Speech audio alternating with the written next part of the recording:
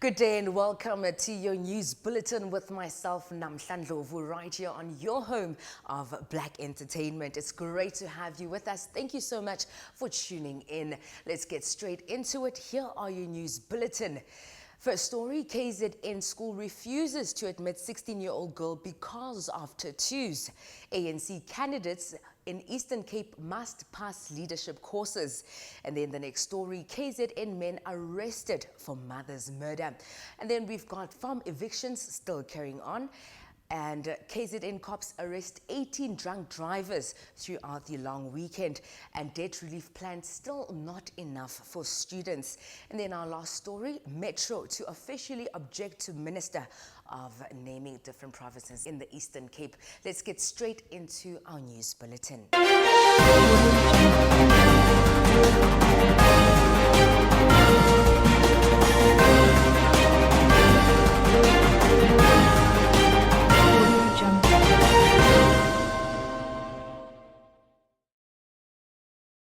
KZN school refuses to admit a 16-year-old girl because she has tattoos. A 16-year-old girl in grade 10 was moved from Johannesburg to the KwaZulu-Natal Midlands in December. She's not been allowed to enroll at a school less than 2 kilometers from her home because she has tattoos. The girl's mother, a domestic worker, said the principal had told her her children from Johannesburg were troublemakers and her daughter would be welcome only if she removed her tattoos. The girl has her name tattooed on her arm and a cross on her hand.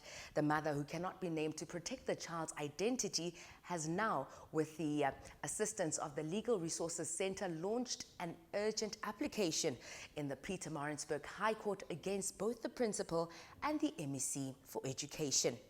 Moving on to our next story. ANC candidates in Eastern Cape must pass leadership courses before elections. This is what Maibuyane said. Eastern Cape ANC candidates will have to pass 4 short leadership courses if they want to be considered for deployment in the upcoming local government elections. Delivering his political overview during a virtual ANC Provincial Executive Committee, that's PEC, meeting on Sunday, party chair Oscar Mabuyane said the move was aimed at ensuring good governance and building a capable and developmental state.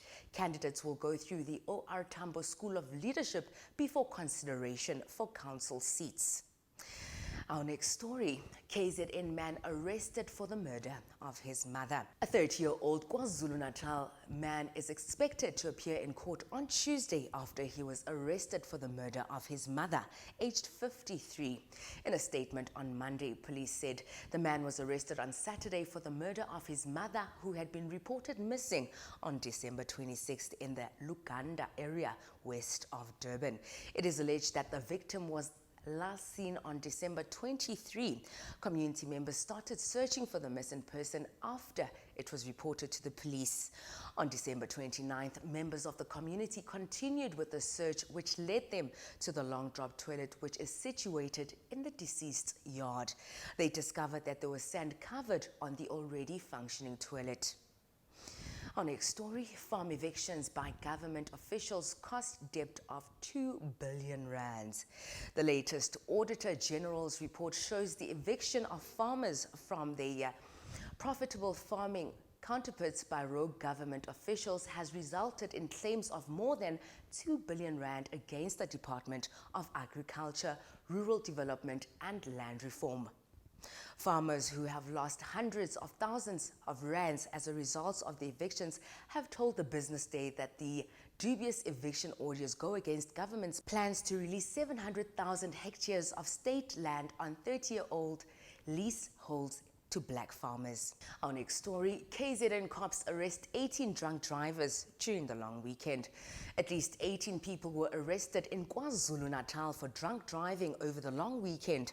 In a statement, Provincial MEC for Transport, Community Safety and Liaison, Neliswa Nkonyana, lambasted the culprits for putting innocent lives at risk by driving under the influence of alcohol. According to Nkonyeni, the Road Traffic Inspectorate RTI were out in full force at the weekend, stopping 7,953 vehicles at roadblocks and in other operations.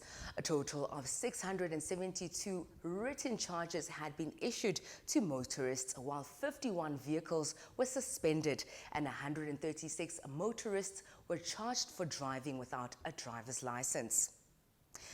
Debt relief plans for students still not enough. University students are concerned that the proposed debt relief mechanism to enable owing students to register for the 2021 academic year is still not an answer to their financial woes, as they still will have historical debts in their names come next year. They say they will continue with their protests if their demands are not met. South African universities have been under siege from student organizations demanding the cancellation of student debts.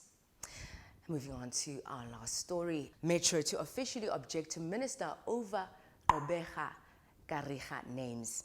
The Nelson Mandela Bay municipality will make a formal submission to Arts and Culture Minister Natim Tatwa on Tuesday, objecting to the names Gqeberha and Kariga. Mayor Ndaba Banga hosted a meeting at City Hall on Monday evening with various stakeholders and called for the process to be responded. There have been more than 66,000 complaints from Nelson Mandela Bay residents, and Banga said that the reactions were diverse and did not reflect the views of any particular race. It became a conversation across the board. As we move forward as a country, it should be a conversation representing all of South Africa. This is what Banga continued to say.